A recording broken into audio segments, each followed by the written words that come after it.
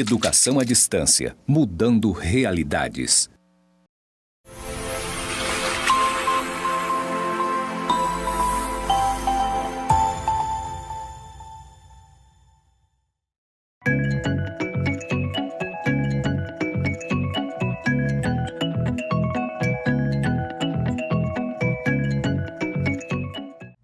Saudações, alunos e alunos, sejam todos bem-vindos à disciplina de Teorias Educacionais do curso de formação de professores do Instituto Federal de Educação de Rondônia.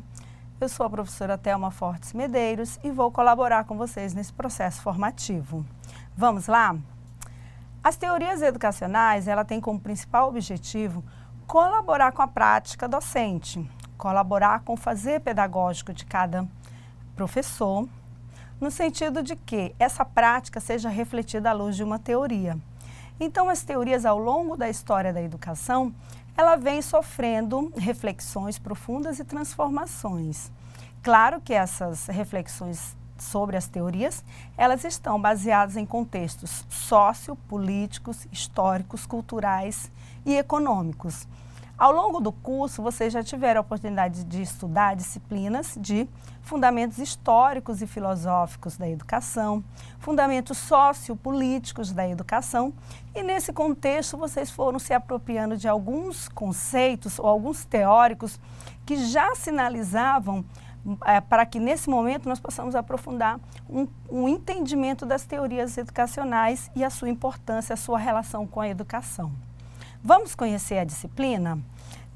A partir da ementa, nós podemos perceber que o nosso estudo da disciplina, especificamente, ele consiste em entender e estudar as diferentes concepções teóricas e epistemológicas que fundamentam o campo da educação. A caracterização da teoria pedagógica dos clássicos até o contemporâneo. Então, nós vamos estudar a teoria desde o início, os primórdios da educação, até a atualidade. Discussão das tendências e correntes da educação a partir das teorias críticas e pós-críticas, estudo dos contextos educacionais em diferentes espaços e tempos históricos. Com isso, com essa proposta de nossa ementa, vocês terão constituído digamos assim, todos os elementos teóricos que fundamentarão a compreensão de vocês mais à frente no estudo das metodologias específicas no curso de formação.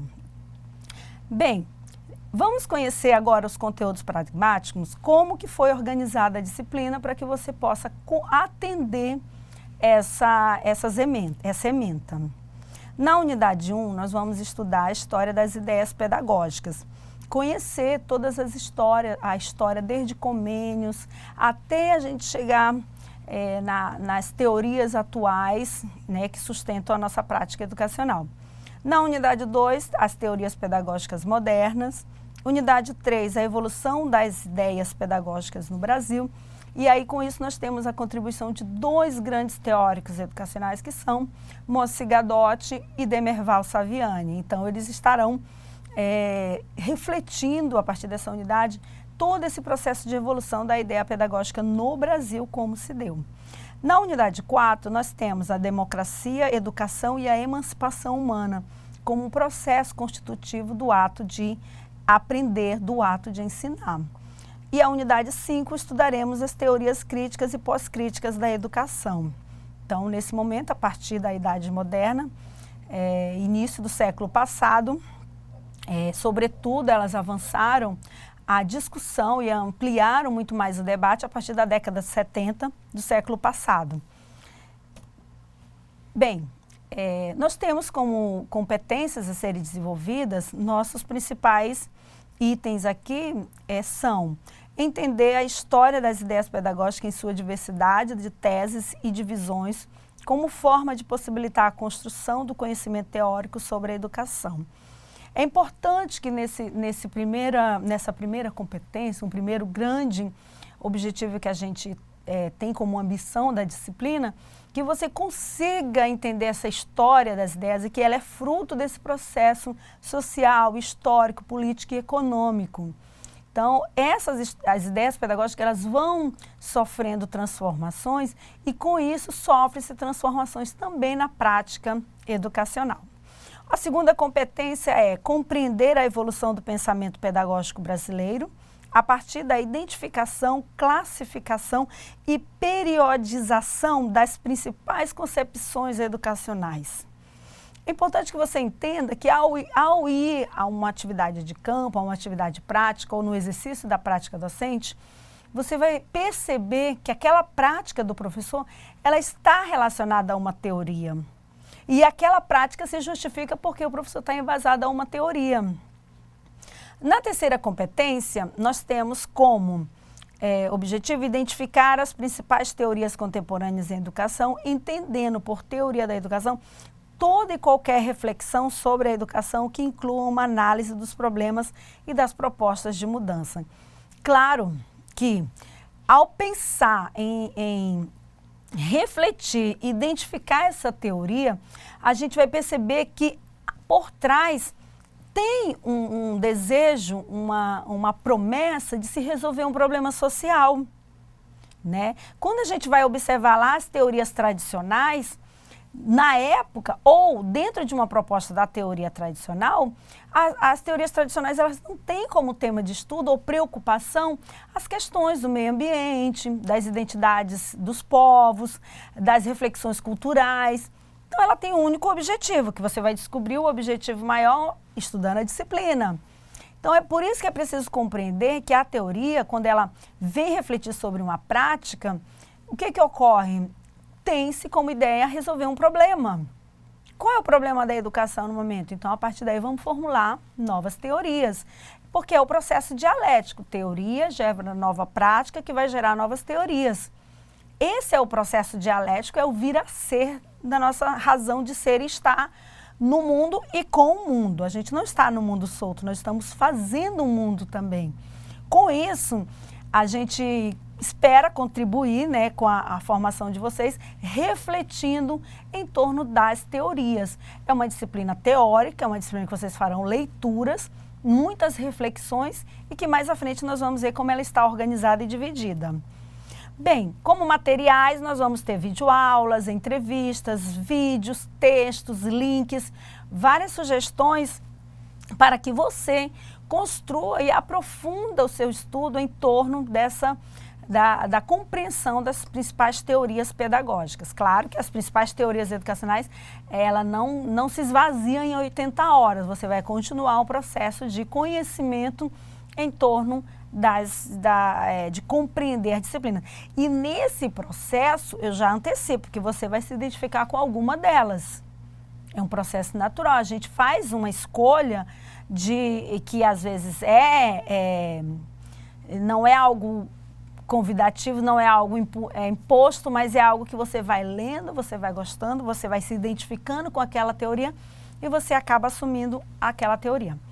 Bem, agora vejamos como que está organizadas as nossas atividades, né? São 5 unidades que nós estudaremos, né? Faremos um estudo e elas foram divididas e organizadas atividades assim.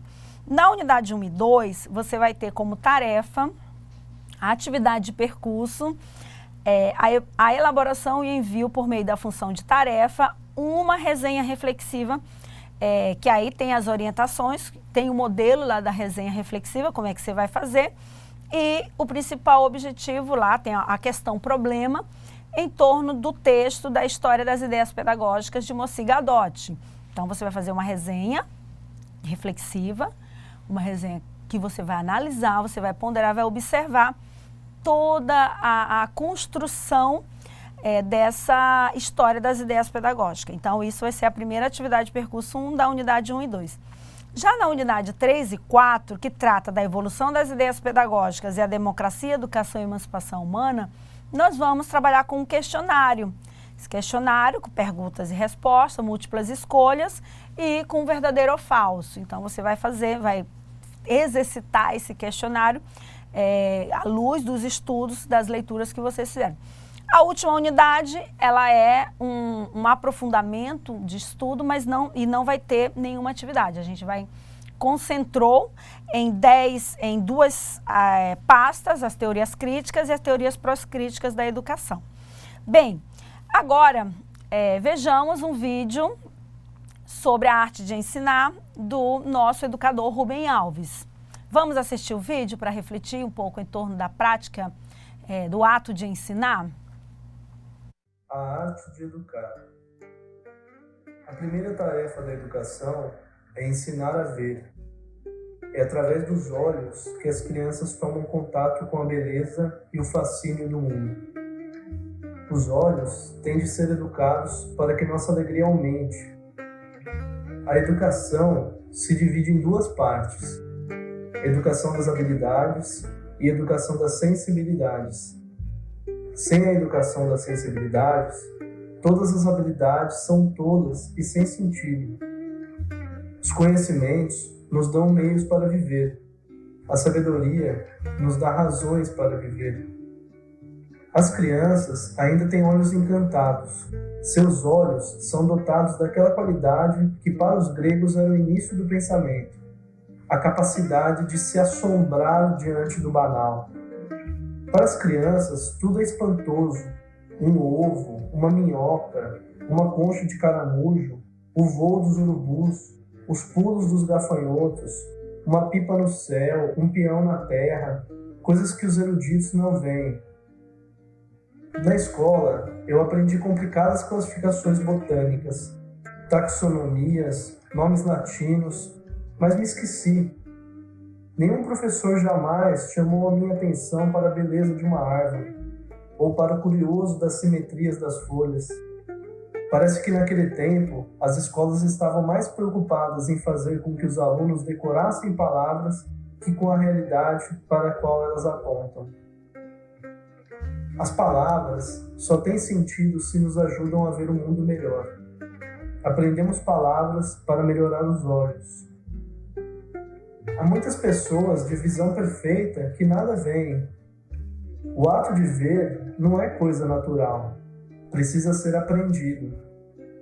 Quando a gente abre os olhos, abrem-se as janelas do corpo e o mundo aparece refletido dentro da gente. São as crianças que, sem falar, nos ensinam as razões para viver. Elas não têm saberes a transmitir. No entanto, elas sabem o essencial da vida. Quem não muda sua maneira adulta de ver e sentir, e não se torna como criança, jamais será sábio.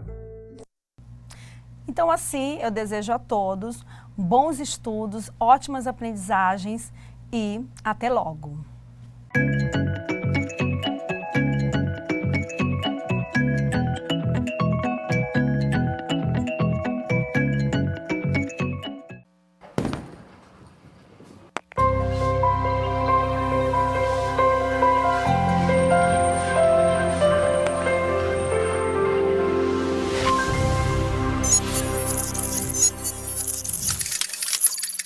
Educação à distância, mudando realidades.